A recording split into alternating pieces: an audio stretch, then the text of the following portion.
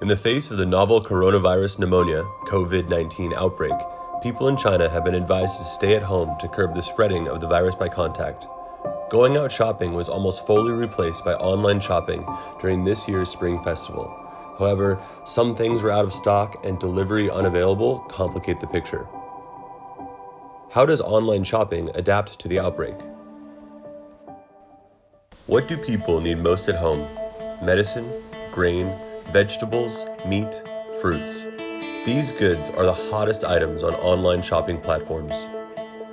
Take Fresh Hama, a leading fresh food retail company under Alibaba, as an example. Although the daily supply of vegetables has risen to 6 times their usual supply during the outbreak, their online store still shows that items are out of stock the minute they start selling in many cases. Where does that increased quantity of goods go? It turns out it is not that the items are out of stock, but rather that the supply chain is understaffed, especially when it comes to couriers. According to Fresh Hama, its brick-and-mortar stores have been restocking as well with ample supplies, but there is just not enough manpower to make the deliveries. In order to contain the spread of the virus, the Chinese government has been trying to restrict traveling and large gatherings. Most businesses, including restaurants and shopping malls, have been temporarily suspended for exactly this reason. With the majority of the population staying at home, fresh food is in high demand, but online retailers must first find enough personnel and ensure them a safe work environment.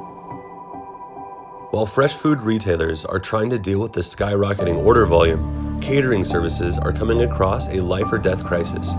Based on the estimation by Evergrande Research Institute, retailers and catering services have suffered a staggering 500 billion yuan, approximately $72 billion worth of loss during this year's 7-day Spring Festival holiday, while they raked in a little over 1 trillion yuan, approximately $144 billion during the same period last year. With the outbreak yet to be fully contained, retailers and catering services have harder days ahead. Under these circumstances, fresh food retailers and catering services have decided to join hands and share employees. The currently unemployed catering service staff are taking up jobs in e-commerce platforms, filling in to help sort out items, packaging, loading, and delivering.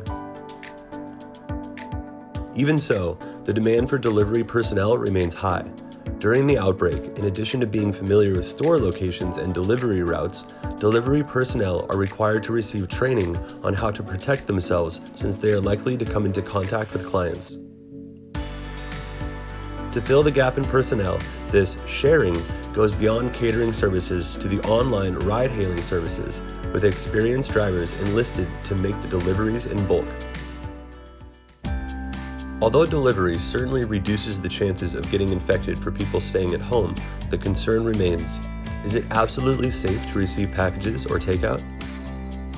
Scientifically speaking, it is possible for delivery items to carry the virus, yet it does not necessarily mean the pathogen would cause someone to get sick from it. For takeout food, since the novel coronavirus is heat sensitive, cooking the food would kill most of the virus. As for the packages, since a virus cannot live long without a human host, it's probably not going to be able to make it to your doorstep. Overall, the risk of getting infected by taking deliveries is very low. That being said, it never hurts to take a better safe than sorry approach when dealing with packages given the current situation. Wear masks, disinfect the wrapping, and wash your hands afterwards. Plus, no-contact delivery services have been introduced by many online businesses. Upon delivery, a temporary drop location will be set between the delivery person and the customer. The delivery person drops the package there, and the customer picks it up later. No human contact will be made this way, ensuring the safety of both the courier and the customer. The SARS outbreak in 2003 helped ripen the budding e-commerce industry at the time. Fearful of getting infected, people were pushed to try online shopping. Physical stores that suffered losses started to resort to online operations. After beating COVID-19, could the employee sharing in the service sector and the unmanned technology in the logistics sector take a giant leap forward?